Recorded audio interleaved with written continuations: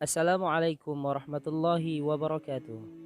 Sahabat Tadabbur Hikmah, pada kesempatan kali ini kita akan bercerita tentang Abu Nawas yang gagal diangkat menjadi seorang hakim karena dianggap orang gila. Siapakah Abu Nawas?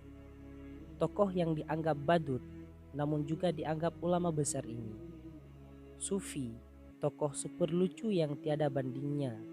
Ini aslinya orang Persia yang dilahirkan pada tahun 750 Masehi di Ahwaz, meninggal pada tahun 819 Masehi di kota Baghdad. Setelah dewasa, ia mengembara ke Basrah dan Kufah.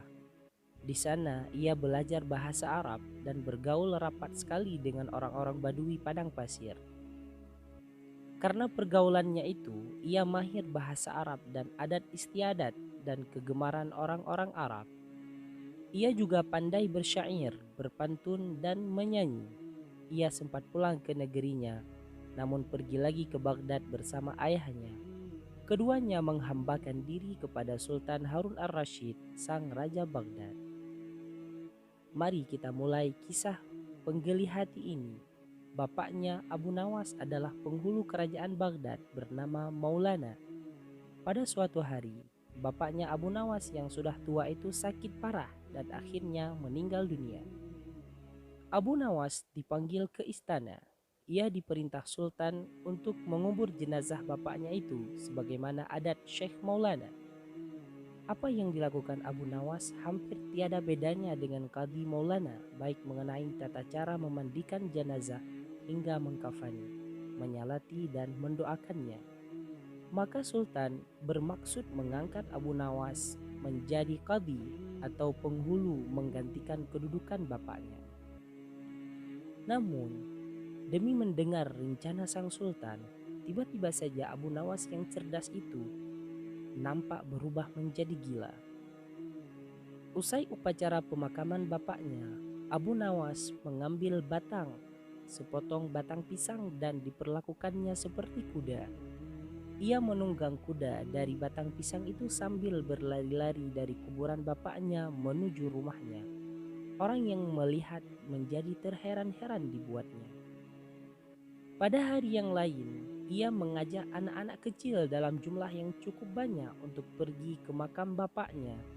Dan di atas makam bapaknya itu, ia mengajak anak-anak bermain rebana dan bersukacita. Kini semua orang semakin heran atas kelakuan Abu Nawas. Mereka menganggap Abu Nawas sudah menjadi gila karena ditinggal mati oleh bapaknya. Pada suatu hari, ada beberapa orang utusan dari Sultan Harun ar-Rasyid datang menemui Abu Nawas. "Hai Abu Nawas, kau dipanggil Sultan untuk menghadap ke istana," kata wazir utusan Sultan. "Buat apa Sultan memanggilku? Aku tidak ada keperluan dengannya," jawab Abu Nawas dengan entengnya seperti tanpa beban. "Hai Abu Nawas, kau dipanggil. Tidak boleh berkata seperti itu kepada rajamu." "Hai wazir, kau jangan banyak cakap. Cepat ambil ini kudaku dan mandikan di sungai supaya bersih dan segar," kata Abu Nawas sambil menyodorkan sebatang pohon pisang yang dijadikan kuda-kudaan. Si wazir hanya geleng-geleng kepala melihat kelakuan Abu Nawas. "Abu Nawas, kau mau apa tidak menghadap Sultan?" kata wazir. "Katakan kepada rajamu, aku sudah tidak tahu mau aku tidak mau," kata Abu Nawas. "Apa maksudnya Abu Nawas?" tanya wazir dengan rasa penasaran. "Sudah pergi sana, bilang saja begitu kepada rajamu," sergah Abu Nawas sembari menyaruk debu dan dilempar ke arah si wazir dan teman-temannya. Si wazir segera menyingkir dari halaman rumah Abu Nawas. Mereka laporkan keadaan Abu Nawas yang seperti tak waras itu kepada Sultan Harun ar-Rasyid. Dengan geram Sultan berkata, "Kalian bodoh semua. Hanya menghadap Abu Nawas kemari saja tak becus. Ayo pergi sana ke rumah Abu Nawas. Bawa dia kemari dengan sukarela ataupun terpaksa." Si wazir segera mengajak beberapa prajurit istana dan dengan paksa Abu Nawas dihadirkan di hadapan raja. Namun, lagi-lagi di depan Raja, Abu Nawas berlagak pilon, bahkan tingkahnya ugal-ugalan tak selayaknya berada di hadapan seorang raja. Abu Nawas, bersikaplah sopan, tegur Baginda. Ya Baginda, tahukah Anda? Apa Abu Nawas? Baginda, terasi itu asalnya dari udang. Kurang ajar kau menghinaku Nawas. Tidak Baginda, siapa bilang udang berasal dari terasi? Baginda merasa dilecehkan. Ia naik pitam dan segera memberi perintah kepada para pengawalnya. Hajar dia, pukuli dia sebanyak 25 kali. Wah, wah, Abu Nawas yang kering itu akhirnya lemas tak berdaya dipukuli tentara yang bertubuh kekar. Usai dipukuli, Abu Nawas disuruh keluar istana. Ketika sampai di pintu gerbang kota, ia dicegat oleh penjaga. Hai Abu Nawas, tempo hari ketika kau hendak masuk ke kota ini, kita telah mengadakan perjanjian. Masa kau lupa pada janjimu itu? Jika engkau diberi hadiah oleh Baginda, maka engkau berkata, aku bagi dua, engkau satu bagian atau aku satu bagian. Nah, sekarang mana bagianku itu? Hai penjaga pintu gerbang, apakah kau benar-benar menginginkan hadiah Baginda yang diberikan kepadaku tadi? Iya, tentu. Itu kan sudah merupakan perjanjian kita. Baik, aku berikan semuanya, bukan hanya satu bagian. Wah, ternyata kau baik hati Abu Nawas. Memang harusnya begitu. Kau kan sudah sering menerima hadiah dari Baginda. Tanpa banyak cakap lagi, Abu Nawas mengambil sebatang kayu yang agak besar. Lalu orang itu dipukulinya sebanyak 25 kali. Tentu saja orang itu menjerit-jerit kesakitan dan menganggap Abu Nawas telah menjadi gila. Setelah penunggu gerbang kota itu kelengger, Abu Nawas meninggalkannya begitu saja. Ia terus melangkah pulang ke rumahnya. Sementara si penjaga pintu gerbang mengadukan nasibnya kepada Sultan Harun ar-Rasyid. Ya tuanku Syah Alam, ampun beribu ampun. Hamba datang kemari mengadukan Abu Nawas yang telah memukul hamba sebanyak 25 kali tanpa suatu kesalahan apapun. Hamba mohon keadilan dari tuanku Baginda. Baginda segera memerintahkan pengawal untuk memanggil Abu Nawas. Setelah Abu Nawas berada di hadapan Baginda, ia ditanya, Hai Abu Nawas, benarkah kau telah memukuli penunggu gerbang kota ini sebanyak 25 kali pukulan? Berkata Abu Nawas, ampun tuanku, hamba melakukannya karena sudah sepatutnya dia menerima pukulan itu. Apa maksudmu? Coba kau jelaskan sebab musababnya kau memukuli orang itu, tanya Baginda. Tuanku, kata Abu Nawas, hamba dan penunggu pintu gerbang ini telah mengadakan perjanjian bahwa jika hamba diberi hadiah oleh Baginda, maka hadiah tersebut akan dibagi dua. Satu bagian untuknya, satu bagian untuk saya. Nah, pagi tadi hamba menerima hadiah 25 kali pukulan, maka saya berikan pula hadiah 25 kali pukulan kepadanya. Hai penunggu pintu gerbang, benarkah kau telah mengadakan perjanjian seperti itu dengan Abu Nawas? Tanya Baginda. Benar tuanku, jawab penunggu pintu gerbang. Tapi hamba tiada mengira jika Baginda memberikan hadiah pukulan. Hahaha, dasar tukang peras, sekarang kena batunya kau, sahut Baginda. Abu Nawas tiada bersalah. Bahkan sekarang aku tahu bahwa penjaga pintu gerbang kota Baghdad adalah orang yang suka narget, suka memeras orang. Kalau kau tidak merubah kelakuan burukmu itu, sungguh aku akan memecat dan menghukum kamu. Ampun tuanku, sahut penjaga pintu gerbang dengan gemetar. Abu Nawas berkata, tuanku, hamba sudah lelah, sudah mau istirahat. Tiba-tiba diwajibkan hadir di tempat ini. Padahal hamba tiada bersalah. Hamba mohon ganti rugi, sebab jatah waktu istirahat hamba sudah hilang karena panggilan tuanku. Padahal besok hamba harus mencari nafkah untuk keluarga hamba.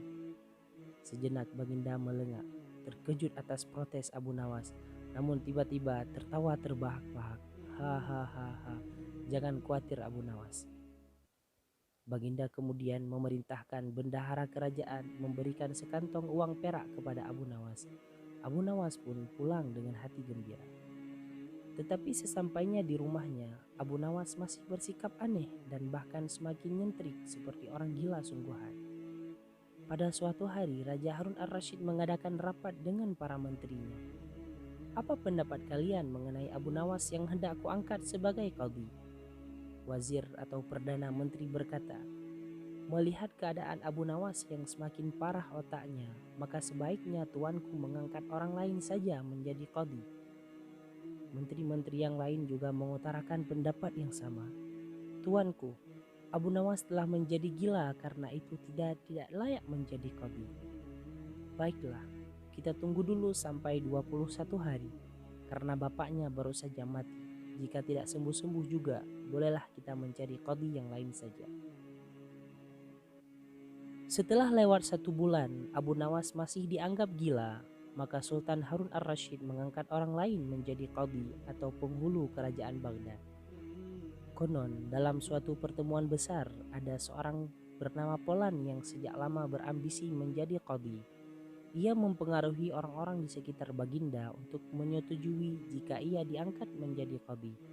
Maka tatkala ia mengajukan dirinya menjadi qadhi kepada Baginda, maka dengan mudah Baginda menyetujuinya. Begitu mendengar Polan diangkat menjadi qadhi, maka Abu Nawas mengucapkan syukur kepada Tuhan. Alhamdulillah, aku telah terlepas dari bala yang mengerikan. Tapi sayang sekali, kenapa harus si Polan yang menjadi qadhi? Kenapa tidak yang lain saja? Mengapa Abu Nawas bersikap seperti orang gila? Ceritanya begini. Pada suatu hari ketika ayahnya sakit parah dan hendak meninggal dunia, ia memanggil Abu Nawas untuk menghadap. Abu Nawas pun datang mendapati bapaknya yang sudah lemah. Bapaknya berkata, "Hai anakku, aku hampir mati. Sekarang ciumlah telinga kanan dan telinga kiriku." Abu Nawas segera menuruti permintaan terakhir bapaknya. Ia cium telinga kanan bapaknya, ternyata berbau harum, sedangkan yang sebelah kiri berbau sangat busuk. "Bagaimana anakku, sudahkah kau cium?" "Benar Bapak. Ceritakan dengan sejujurnya, baunya kedua telingaku ini." "Aduh Pak, sungguh mengherankan. Telinga Bapak yang sebelah kanan berbau harum sekali, tapi yang sebelah kiri kok baunya amat busuk." "Hai anakku Abu Nawas, tahukah apa sebabnya bisa terjadi begini?" "Wahai bapakku, cobalah ceritakan kepada anakmu ini." Berkata Syekh Maulana, "Pada suatu hari datang 2 orang mengadukan masalahnya kepadaku. Yang seorang aku dengarkan keluhannya, tapi yang seorang lagi karena aku tak suka, maka tak kudengar pengaduannya. Inilah resiko menjadi qadhi atau penghulu. Jika kelak kau suka menjadi qadhi, maka kau akan mengalami hal yang sama. Namun, jika kau tidak suka menjadi qadhi, maka buatlah alasan yang masuk akal agar kau tidak dipilih sebagai qadhi oleh Sultan Harun al-Rashid. Tapi tak bisa tidak, Sultan Harun al-Rashid pastilah tetap memilihmu sebagai qadhi." Nah, itulah sebabnya Abu Nawas pura-pura menjadi raja hanya untuk menghindarkan diri agar tidak diangkat menjadi qadhi. Seorang qadhi atau penghulu pada masa itu kedudukannya seperti hakim yang memutus suatu perkara. Walaupun Abu Nawas tidak menjadi qadhi, namun ia sering diajak konsultasi oleh sang raja untuk memutus suatu perkara. Bahkan ia kerap kali dipaksa datang ke istana hanya sekedar untuk menjawab pertanyaan baginda raja yang aneh-aneh dan tidak masuk akal.